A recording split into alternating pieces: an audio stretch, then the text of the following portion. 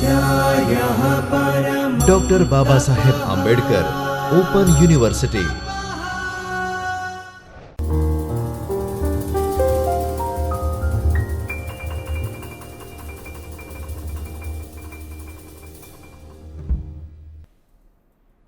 નમસ્કાર વિદ્યાર્થી મિત્રો, ડૉક્ટર બાબા સાહેબ આંબેડકર ઓપન યુનિવર્સિટીના જ્યોતિર્મય પરિષદના ચૈતન્ય સ્ટુડિયોમાં હું ડૉક્ટર ક્રાંતિ ત્રિવેદી આપ સર્વેનું હાર્દિક સ્વાગત કરું છું. વિદ્યાર્થી મિત્રો, આજે આપણે સમાજ કાર્યનો ઇતિહાસ અને દર્શન પેપર નંબર 101ના વિભાગ 3ના એકમ 4 વિશે આજે વિસ્તૃતમાં વાત કરીશું, જેનું નામ છે ગાંધીજીની વિચારસરણી, મુક્ત અર્થતંત્ર, માનવતાવાદી અને સમાજવાદી અને લોકતાંત્રિક વિચારધારા ઉપર આજે આપણે વિસ્તૃતમાં વાત કરવાના છે, કે જેમાં ગાંધીજીએ આપણને વિસ્તૃતમાં સમજાવ્યું છે કે આખા વિશ્વનું અર્થતંત્ર જ્યારે મૂડીવાદી વિચારસરણી ઉપર હતું, ત્યારે ગાંધીજીનો એવો વિચાર હતો, એવો ખ્યાલ હતો કે સમાજવાદી અર્થતંત્ર અથવા તો મિશ્ર અર્થતંત્ર દ્વારા જ આપણે સમાજની ભલાઈ કરી શકીએ છીએ.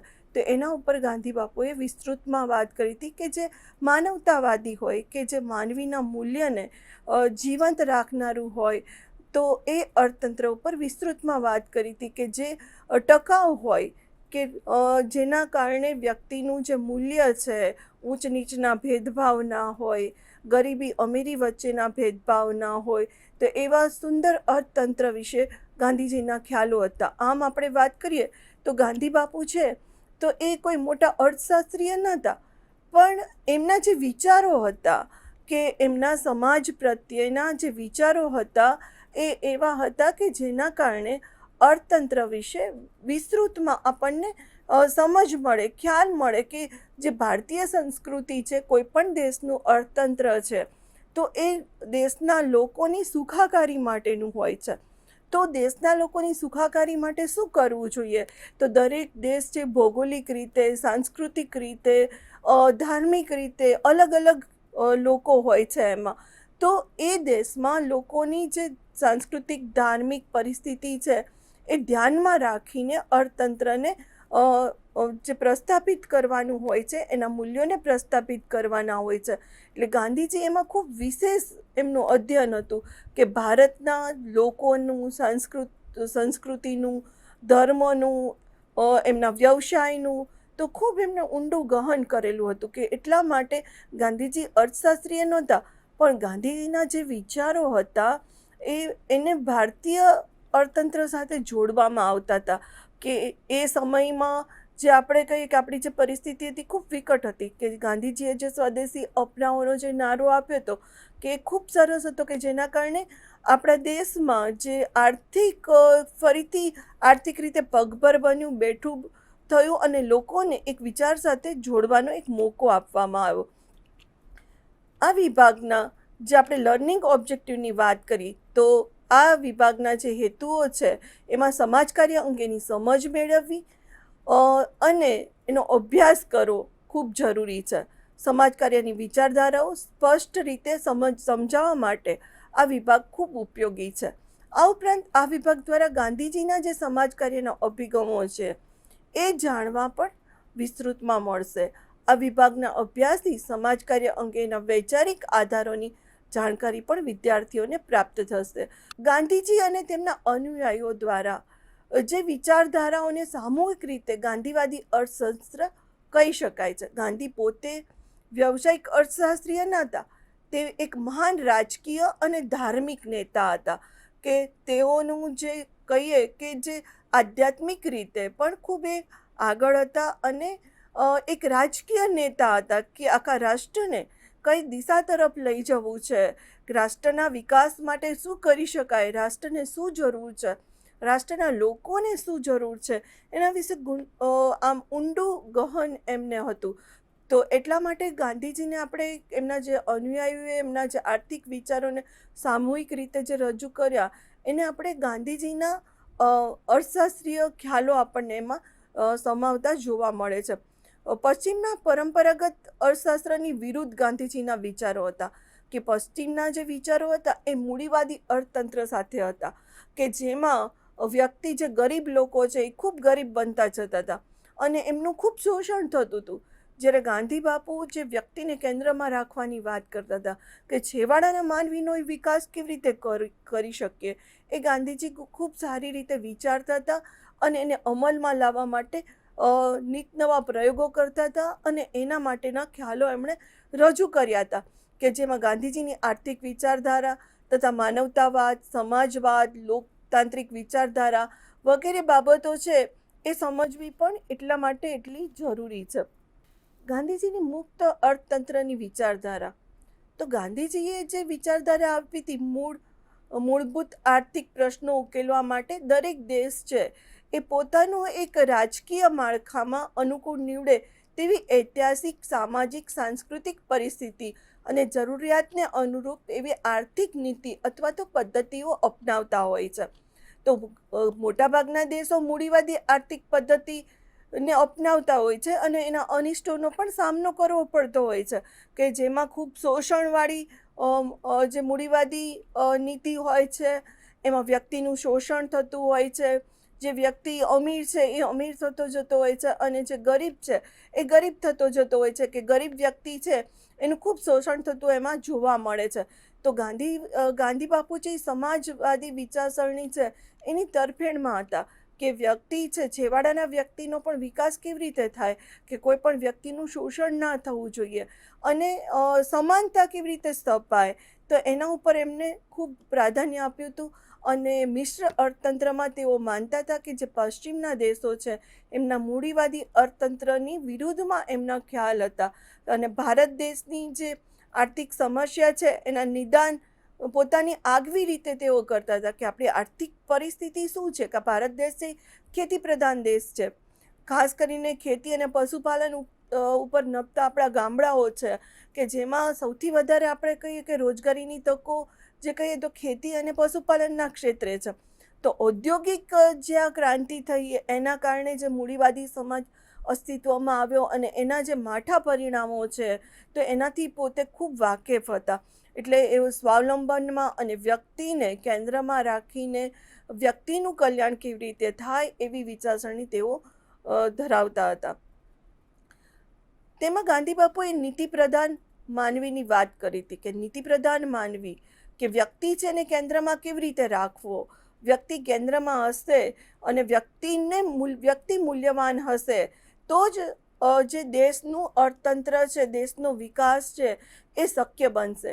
કે કોઈ દેશ છે તો એ પૈસા માટે અથવા તો મૂડી માટે કોઈ વ્યક્તિને છેતરપિંડી કરે, કોઈ વ્યક્તિનું શોષણ કરે, તો એવા ખ્યાલથી એકદમ વિરુદ્ધમાં ગાંધીજીના વિચારસરણી હતી કે હરીફાઈમાં ઈર્ષા છે, સંઘર્ષ છે, સંગ્રહવૃત્તિ છે, છેતરપિંડી છે, શોષણ છે વગેરે જેવા અનિષ્ટો જોવા મળતા હતા કે જેના કારણે જે આપણે કહીએ કે સ્વસ્થ સમાજની જે સ્થાપના છે એની આપણે કલ્પના સુદ્ધા પણ આપણે કરી શકતા નથી.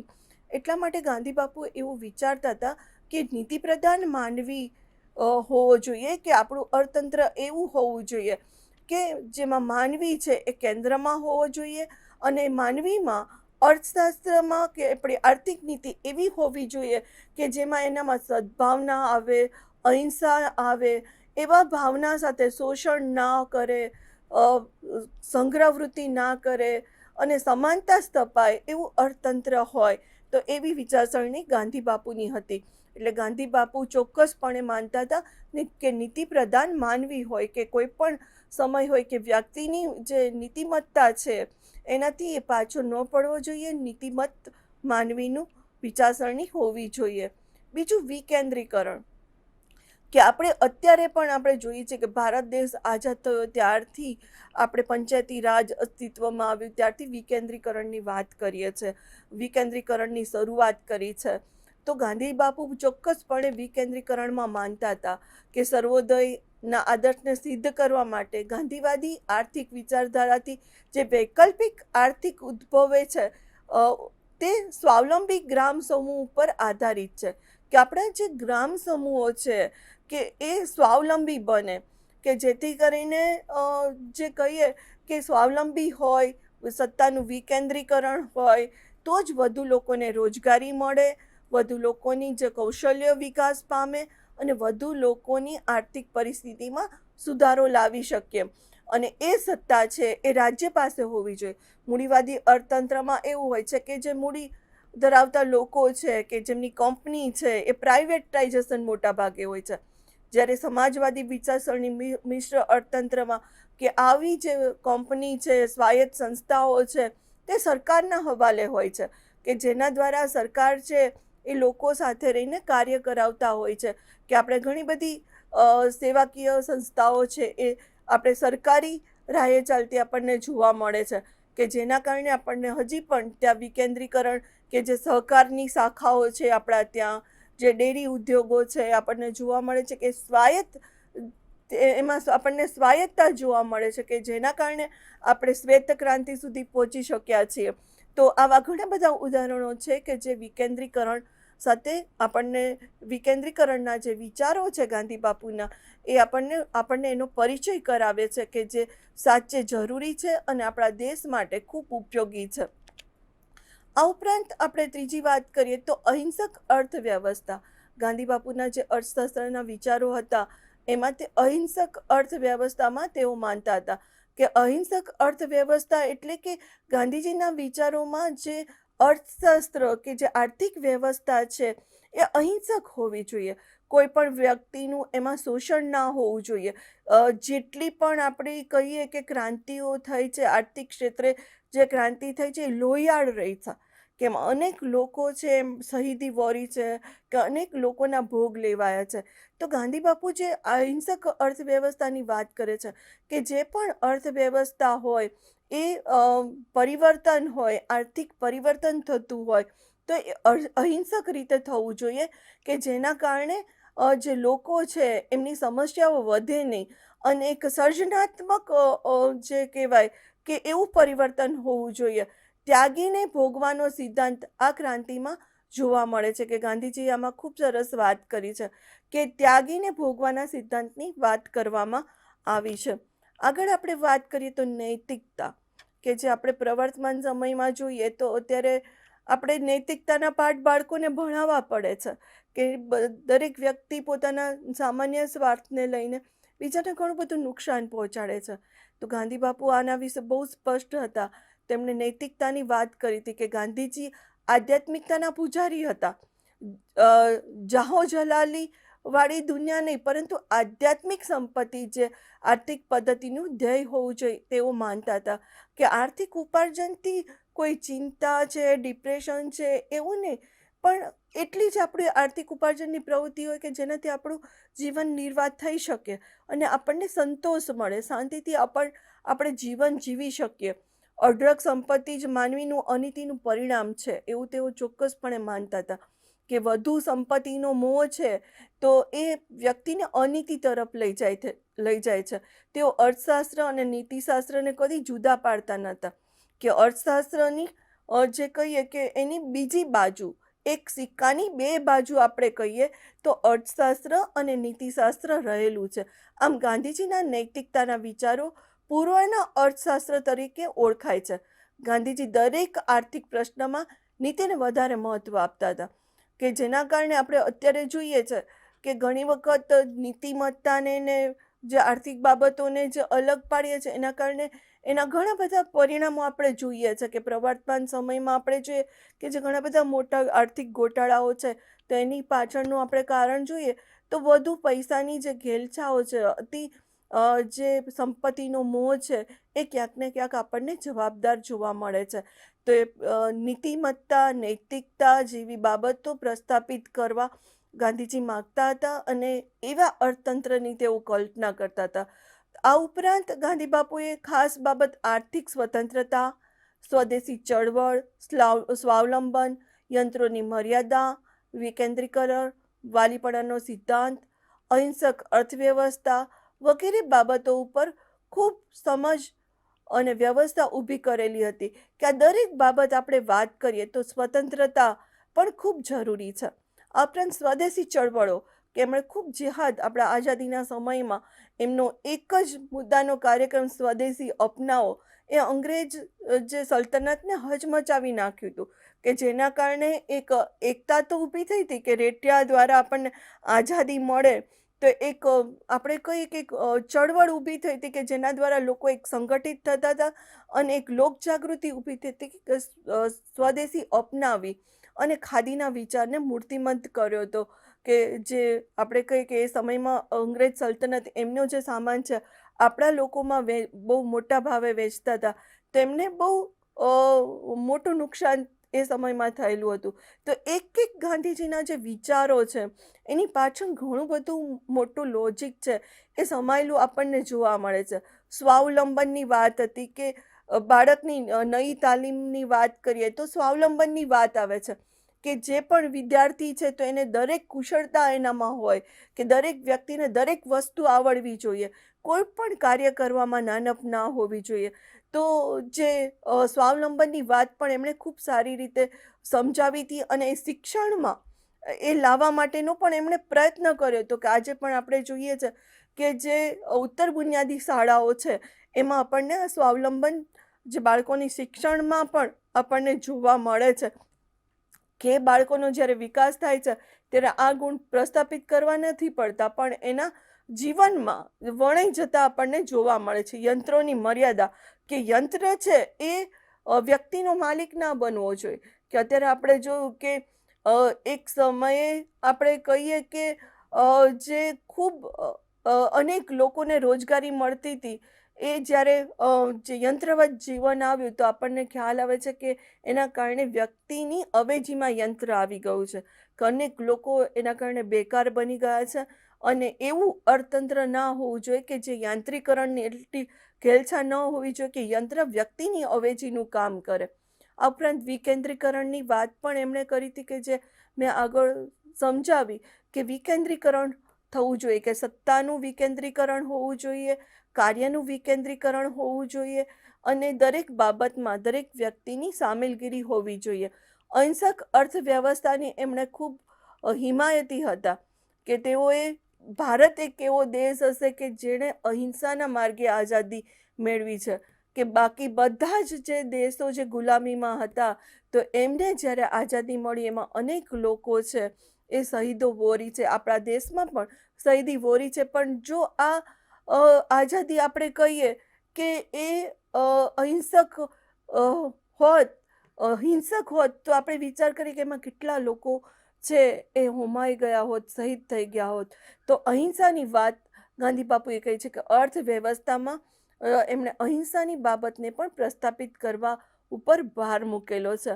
આ ઉપરાંત આપણે વાત કરીએ તો નૈતિકતા પર વિશેષ ભાર મૂકી છે કે દરેક વ્યક્તિ છે એની નૈતિક ફરજ હોવી જોઈએ, નીતિમત્તા પૂર્વક એ કામ કરવો જોઈએ. કે ઘણીવાર આપણે એવું વિચારતા હોય છે કે પૈસાની ગોલમાલ કરવી એ નીતિમત્તા અથવા તો એ કરપ્શન એવું નહીં. પણ આપણે જે સમયે આપણો જે વર્કિંગ અવર્સ છે એ સમયમાં આપણે બીજું કામ કરીએ છીએ તો એ પણ વન ટાઈપ ઓફ કરપ્શન છે.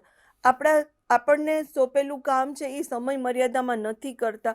એવી ઘણી બધી બાબતો આવે છે કે નીતિમત્તામાં એ બાબતો સત્ય છે, કામની ફરજો છે, કામ કરવામાં નિષ્ઠા છે, નીતિમત્તા છે, દરેક બાબતો છે એ નૈતિકતા સાથે જોડાયેલી છે.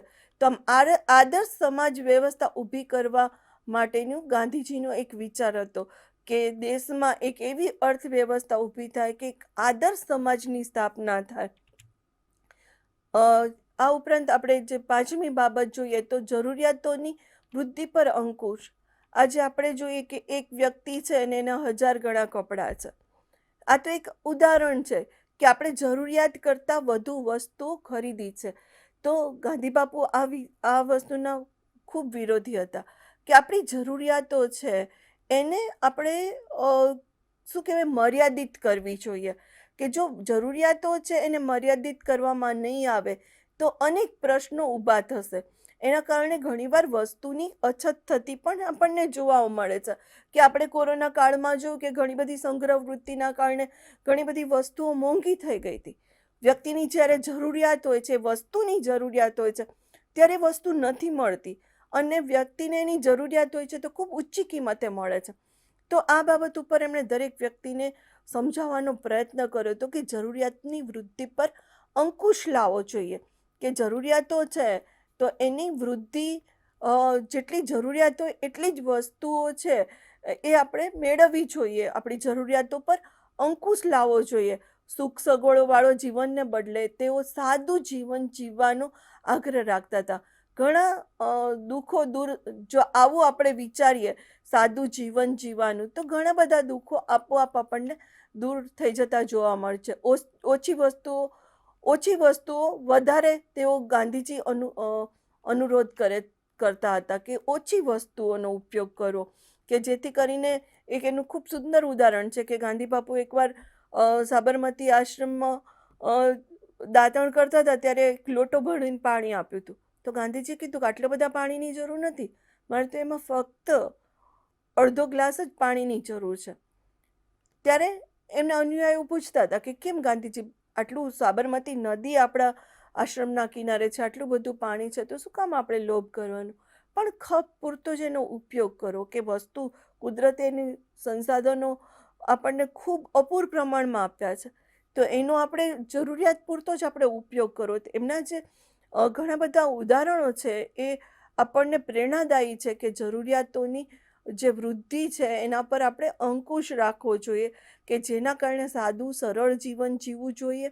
અને સાદું સરળ જીવન અને ઉચ્ચ વિચારો એ ગાંધી બાપુનું સૂત્ર હતું. કે ઘણીવાર આપણને એવું લાગે કે આવું શક્ય છે, પણ આ જીવન ગાંધી બાપુ જીવ્યા છે. અને ઘણા બધા આપણા એવા લોકો છે કે જે આવું જીવન જીવીને એક આદર્શ વ્યક્તિ બની ગયા.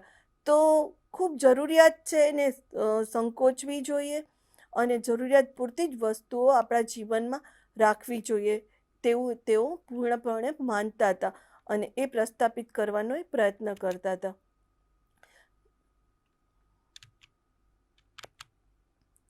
આર્થિક સ્વતંત્રતા, કે ગાંધીજી રાજકીય સ્વતંત્રતા કરતાં આર્થિક સ્વતંત્રતાને વધુ મહત્વ આપતા હતા.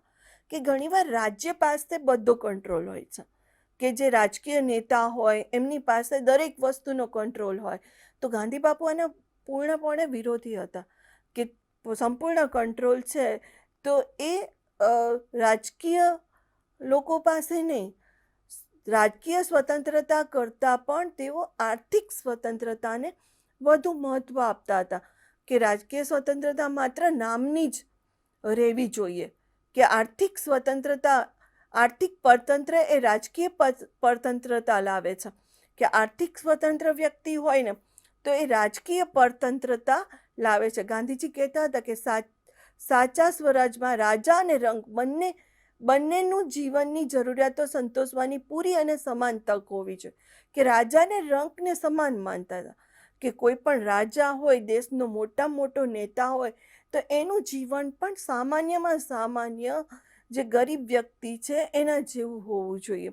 એટલે રાજા અને રંક છે તો બંને પોતાની જરૂરિયાત પૂર્તિ કરવા માટે સમાન પ્રયત્ન કરે એવા સમાજની સ્થાપના કરવા માટેના તે પોતે આગ્રહી હતા.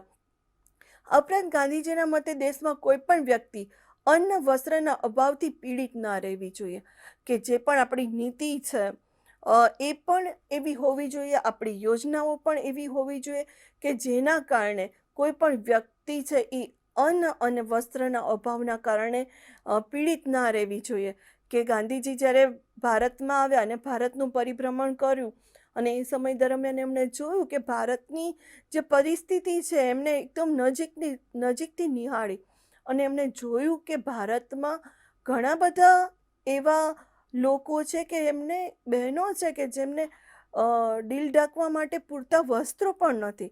અને એ જ સમયે ગાંધી બાપુએ એક વસ્ત્ર પહેરવાનું નક્કી કર્યું અને આખા જીવન પર્યંત પોતે એક વસ્ત્ર પહેર્યું કે મારા દેશની કોઈ જે માતા છે, બહેન છે, એને પૂરા વસ્ત્ર પણ ના મળતા હોય તો હું પૂર્ણ વસ્ત્ર કેવી રીતે પહેરી શકું.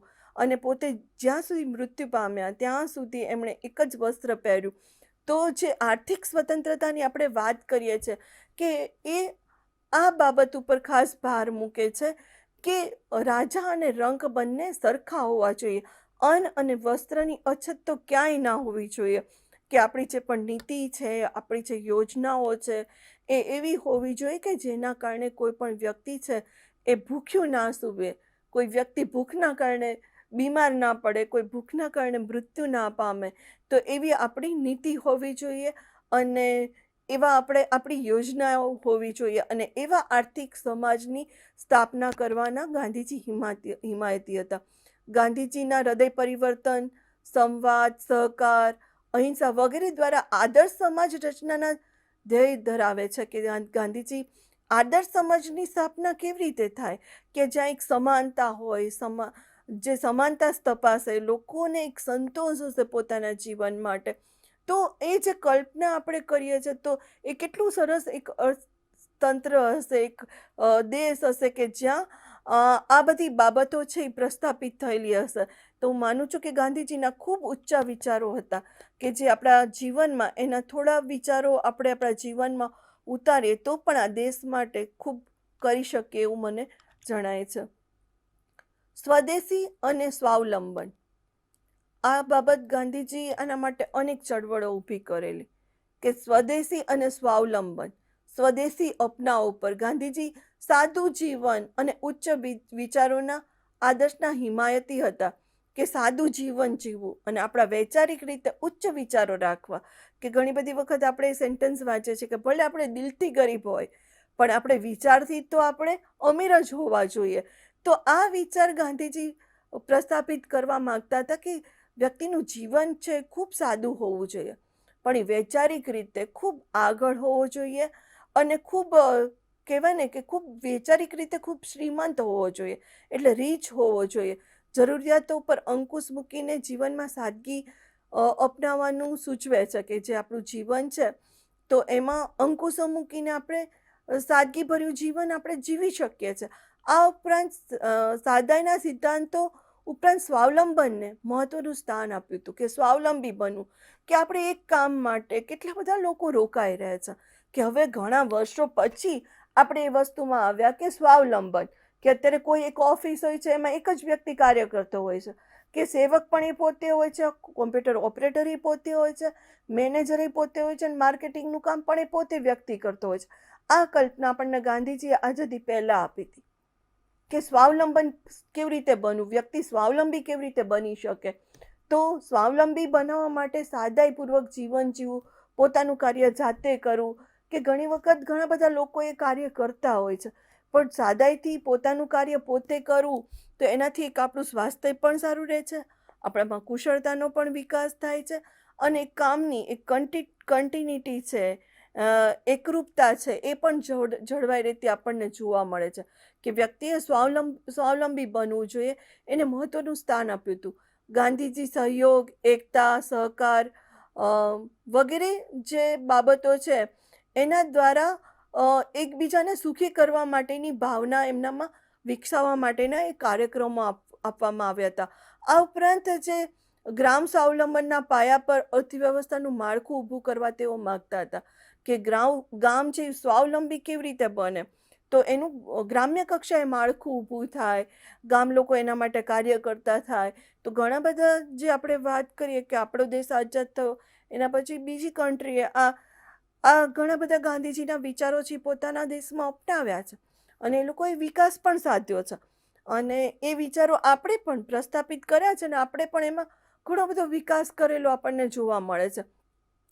કે ગ્રામ્ય કક્ષાએ સ્વાવલંબનના પાયા પર અર્થવ્યવસ્થાનું માળખું ઊભું કરવા માંગતા હતા. દરેક ગામની આર્થિક જરૂરિયાતોને પૂર્ણ કરવાની બાબતમાં સ્વાવલંબી હોવું જોઈએ એવું તેઓ પૂર્ણપણે માનતા હતા. કે આદર્શ ગામ કેવી રીતે બનાવાય, સ્વાવલંબી કેવી રીતે બનાવાય, એના પર સ્વદેશી અપનાવો પર ભાર મૂકતા હતા. કે આપણી સ્વદેશી વસ્તુ, આપણો દેશને ક્યારે આર્થિક વિકાસ થાય કે આપણે દેશની વસ્તુઓ ખરીદીએ, આપણા ગામની વસ્તુઓ ખરીદીએ તો આપણા દેશનો પૈસો છે એ આપણી પાસે રહે. આપણે પરદેશની વસ્તુઓ ખરીદી, મેડ ઇન ચાઇના છે કે ફોરેનની વસ્તુઓ ખરીદીએ તેમાં આપણા દેશનો વિકાસ ક્યાં થાય છે? મૂડી આપણી પાસે ક્યાં રહે છે? મૂડી તો આપણી પાસેથી બીજા દેશમાં જતી રહે છે. તો ગાંધીજી સ્પષ્ટપણે સ્વદેશી અપનાવવાના આગ્રહી હતા. સ્વદેશી અપનાવો, સ્વાવલંબનમાં ખૂબ માનતા હતા અને એ વિચારને મૂર્તિમંત કરવામાં પૂરેપૂરું માનતા હતા. વાલીપણાનો સિદ્ધાંત, કે આ સિદ્ધાંત અનુસાર ગાંધીજીના આર્થિક વિચારોમાં વાલીપણાનો સિદ્ધાંત વધુ ધ્યાન ખેંચે તેવો હતો. આ સિદ્ધાંત ક્રાંતિકારી છે, જે ઉત્પાદનના સાધનોની માલિકી સાથે સંકળાયેલો છે.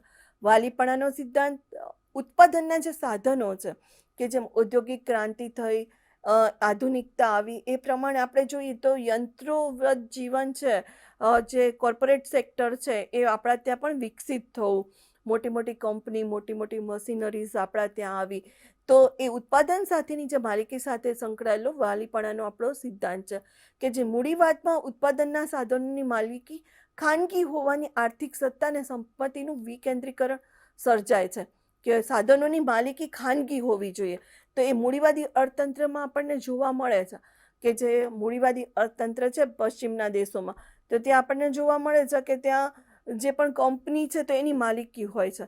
તો મિશ્ર અર્થતંત્ર અને સમાજવાદી જે અર્થવ્યવસ્થા છે, તો એમાં યંત્રો છે અથવા જે સાધનો છે એની માલિકી સરકારની હોય છે, કે જેના કારણે જે વ્યક્તિ છે, અમલદારશાહી છે, માલિકી છે, શોષણ છે વગેરે અનિષ્ટો આપણને આમાં જોવા મળતા નથી. એ ખ્યાલથી વાલીપણાનો સિદ્ધાંત છે એ રજૂ કરવામાં આવ્યો છે. શ્રી પ્યારેલાલના શબ્દોમાં વાલીપણાનો સિદ્ધાંત આધુનિક મૂડીવાદની સમાજ વ્યવસ્થા અને સમાનતાવાળી સમાજ વ્યવસ્થામાં પરિવર્તિત કરવા માટેનું સાધન છે. તે મૂડીવાદને સુધારવાની તક પૂરી પાડે છે. આમ માલિકપણાના હક સાથે માલિકીપણાની ફરજો બજાવવાની હિમાયત કરવામાં આવી છે. તો આ સિદ્ધાંત છે એ ખૂબ જરૂરી છે, કે જે સમાજવાદી અર્થવ્યવસ્થા છે, મિશ્ર અર્થવ્યવસ્થા છે, કે જેમાં શોષણ થાય છે, અમલદારશાહી થાય છે, તો એનાથી જે ગરીબ વ્યક્તિ છે એનું શોષણ ના થાય અને એના ઉપર જે અત્યાચાર ના થાય, તો એના માટેના જે કાયદાઓ બનાવવા, એના માટેની જે યોજનાઓ બનાવવી વગેરે બાબતો આની સાથે સંકળાયેલી આપણને જોવા મળે છે. યંત્રોની વપરાશ અને મર્યાદાનો સિદ્ધાંત. મર્યાદા લગભગ બધા જ પ્રકારની આર્થિક પદ્ધતિઓમાં આર્થિક વિકાસ અને આધુનિક સંસ્કૃતિના આધાર તરીકે યંત્રને સ્વીકારવા અને વપરાશ પર ભાર મૂકવામાં આવ્યો છે. કે આર્થિક પદ્ધતિમાં, આર્થિક વિકાસમાં આપણે કહીએ કે જે ઔદ્યોગિકરણ થવું, શહેરીકરણ થવું, કે જે વિકાસની બાબતો કહીએ, તો એમાં આપણે યંત્રનો ઉપયોગ ના કરીએ તો પણ એ યોગ્ય નથી. તો એનો ઉપયોગ તો કરો, પણ એની સાથે એની મર્યાદા છે એને ધ્યાનમાં રાખવી. કે જે ઔદ્યોગિક ક્રાંતિના જે અનિષ્ટોની જાણકાર કાર્લ માર્ક્સ છે, તેણે પણ યંત્રોની મર્યાદા એ સમજી શક્યા ન હતા, પરંતુ ગાંધીજી યંત્રોની મર્યાદા છે એને સારી રીતે સમજતા હતા, એના ભયસ્થાનો પણ સમજતા હતા, કે જો યંત્રવ્રત જીવન આવશે તો વ્યક્તિની અવેજીમાં યંત્રો કામ કરશે અને વ્યક્તિના બદલે યંત્રો છે એ કાર્ય કરશે, તો વ્યક્તિમાં જે બેકારીનું પ્રમાણ છે એ ખૂબ વધતું જોવા મળશે. તેઓના મતે યંત્રો માનવી માટે છે. આ ખૂબ સરસ વાત ગાંધી બાપુએ કરી હતી, કે જે આપણને હૃદયને સ્પર્શી જાય તેવી છે, કે યંત્રો છે માનવી માટે છે, કે અમુક કાર્ય માનવી છે એ યંત્રોથી કરે તો ઓછા સમયમાં એ વધુ કામ થાય. તો યંત્ર છે માનવી માટે છે, માનવી માટે બનાવવામાં આવ્યા છે, પણ માનવી યંત્રો માટે નથી. તો આ બાબત છે એ હંમેશા ધ્યાનમાં રાખવી જોઈએ. જનસમાજના સંપર્કો તરીકે રહેવો જોઈએ. યંત્રો છે એ જનસમાજના સંપર્કો તરીકે રહેવા જોઈએ.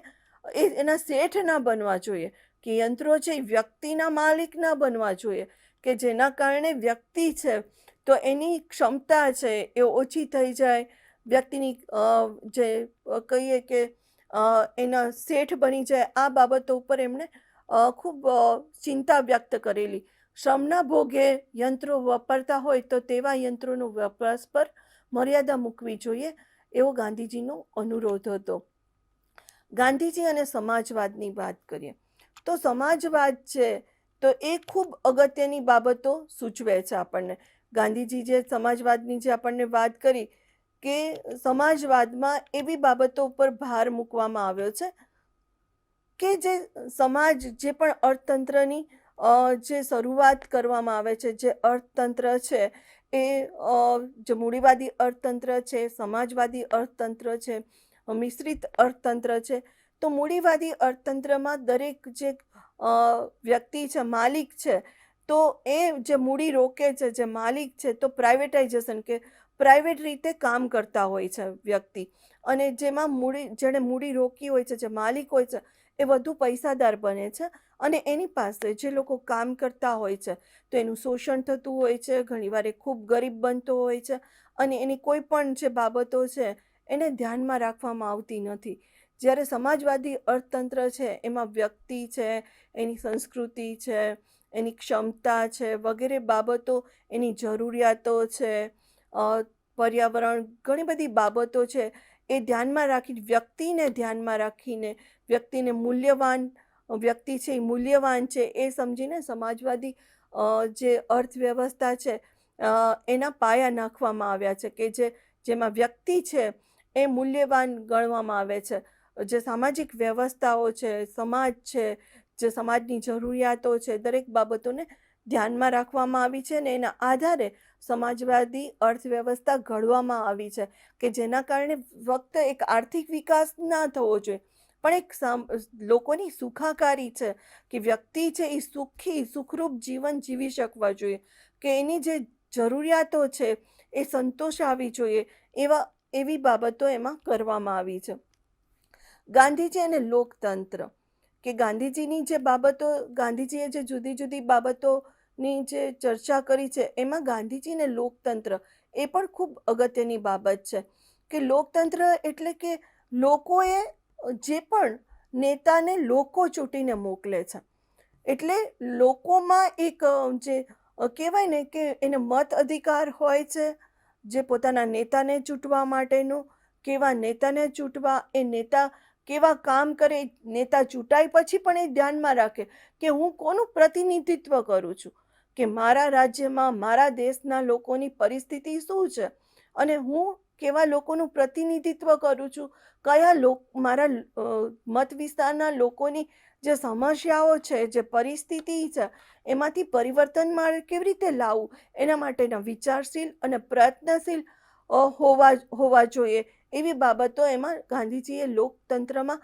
કરી હતી. આ ઉપરાંત જે લોકો માટે જે જરૂરિયાતો હોય એવી નીતિઓ શરૂ કરવામાં આવે, એને લગતા કાયદાઓ ઘડવામાં આવે, કે જેથી કરીને લોકોનું શોષણ ના થાય, લોકોનો સામાન્યમાં સામાન્ય છેવાડાનો વ્યક્તિ છે, ગરીબ વ્યક્તિ છે, તો એની આર્થિક પરિસ્થિતિમાંથી એને કેવી રીતે બહાર લાવો, કે જેથી કરીને એની આર્થિક પરિસ્થિતિ સારી થાય અને સામાન્ય લોકો જેવું જીવન જીવી શકે અને પોતાના જીવન જરૂરિયાતની વસ્તુ એ મેળવી શકે, એના ઉપર એમણે ભાર મૂક્યો હતો, કે કોઈ પણ જે નેતા છે તો એ તગડો પગાર લેતો નહીં, પણ માત્ર ઓછા પૈસામાં પણ એ પ્રજાના પ્રતિનિધિત્વનું કાર્ય કરતો હોય, એવી બાબતો એમણે દર્શાવી હતી.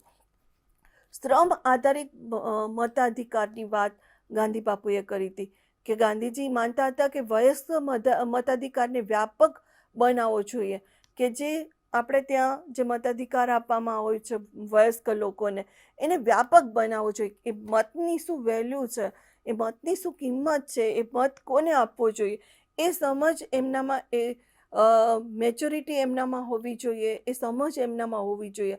મતાધિકાર માટેની યોગ્ય સંપત્તિને સામાજિક સ્થિતિના રૂપમાં હોવી જોઈએ નહીં, પરંતુ તે શ્રમ આધારિત હોવી જોઈએ, કેમ કે સંપત્તિ અને સામાજિક માન્યતાઓ ખોટી સાબિત થઈ ચૂકી છે.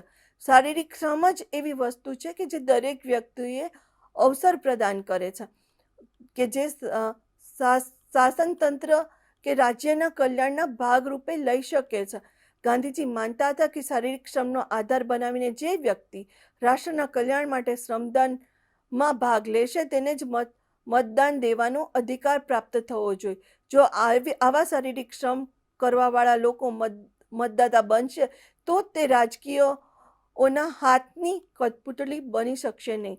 આવા હેતુથી તેમણે રાષ્ટ્રને શ્રમ આધારિત જે મતાધિકાર છે એની વાત કરી હતી, કે આ મતાધિકાર એવા જ લોકો પાસે હોવો જોઈએ કે જે શ્રમ કરતા હોય, દેશ માટે શ્રમ કરતા હોવો જોઈએ, તો જ એને મતની કિંમત હોય, તો જ એવા લોકોને એ ચૂંટીને લાવશે, અને સમાજના હિતમાં, દેશના હિતમાં એવા લોકો કામ કરશે, અને જ્યાં શોષણને અને જે અમલદારશાહીને ક્યાંય પણ અવકાશ નહીં રહે. ગાંધીજી અને માનવતાવાદ, આપણે પહેલેથી જ જાણીએ છીએ કે ગાંધીજી છે એ અહિંસકના પૂજારી હતા, કે અહિંસામાં માનતા હતા. એટલે માનવતાવાદમાં એ ખૂબ શ્રદ્ધા રાખતા હતા કે ગાંધીજી અને એમણે જે માનવતાવાદ આપેલો છે કે વ્યક્તિ છે તો માનવીય છે, તો એ મનુષ્ય છે એ કેન્દ્રમાં છે, કે માનવતાવાદથી ઉપર મનુષ્યથી વધારે કંઈ પણ નથી. તો એ પહેલેથી એવા હિમાયતી હતા કે જે માનવતાવાદ છે, વ્યક્તિ છે એને કેન્દ્રમાં રાખવો અને એની જે જરૂરિયાતો છે એ પરિપૂર્ણ થાય એવા પ્રયત્ન કરવા જોઈએ. કે જે આપણે વાત કરી કે 14મી સદીમાં ઇટાલીમાં, 15મી સદીમાં યુરોપમાં અનેક ચળવળો શરૂ થઈ અને એમાં એ ચળવળોમાં જે વાત કરીએ તો પ્રખ્યાત ઇંગ્લિશ માનવતાવાદી પર થોમસ દ્વારા પ્રકાશિત ગ્રંથ યુરોપિયા આ બાબત માટે ખૂબ પ્રચલિત છે. તો માનવતા છે એ સત્ય અને અહિંસાથી અલગ ના કહી શકાય. તો આના માટે માનવતા માટે ગાંધીજીએ ભારતમાં અનેક કાર્યો કરેલા, કે એનું ઉત્તમ ઉદાહરણ આપણે કહીએ કે અસ્પૃશ્યતા નિવારણ, કે અસ્પૃશ્યતા નિવારણ માટે એમણે જે કહીએ કે જે ઉચ્ચ નીચના ભેદભાવ હતા તો એના માટે મૂળમાંથી એને દૂર કરવા માટે પોતે પ્રયત્નશીલ બન્યા, કે કેવી રીતે આ જે વિચારો છે એને ધડમૂળમાંથી આપણે પરિવર્તિત કરવા અને સમાનતાની સ્થાપના કરવી, કે દરેક વ્યક્તિ છે એ સમાન છે, દરેકને વિકાસની સમાન અવસર મળવો જોઈએ અને કોઈ પણ વ્યક્તિ સાથે અમાનવીય વર્તન ના થવું જોઈએ. તેઓ માનતા હતા કે જે આપણા જે અસ્પૃશ્ય ભાઈઓ ગણીએ છે એ આપણા ધર્મ છે, આપણી જે પરંપરાઓ છે એના એટલા જ હકદાર છે અને એમને હકદાર માનવા જોઈએ. એને દરેક કાર્ય કરવા માટે જે કહીએ કે દરેક બાબતો માટે એમને પ્રોત્સાહન આપવું જોઈએ. તો આવી બાબતો તેઓ ચોક્કસપણે માનતા હતા. તો આજે આપણે જોયું કે ગાંધીજીનું જે વિચારસરણી મુક્ત અર્થતંત્ર, માનવતાવાદી, સમાજવાદી અને લોકતાંત્રિક વિચાર ઉપર આપણે વિસ્તૃતમાં વાત કરી, કે જેના દ્વારા આપણને ગાંધીજીના જે અર્થશાસ્ત્ર વિષયક જે ખ્યાલો છે એનો ઊંડાણપૂર્વક પરિચય મળ્યો, કે જે આપણા સમાજ કાર્ય અને વ્યવસાયિક ક્ષેત્રે કામ કરવા માટે આપણને ખૂબ ઉપયોગી રહેશે. હું એવું માનું છું વિદ્યાર્થી મિત્રો. અસ્તુ. જય ભારત, જય હિન્દ. स्वाध्यायः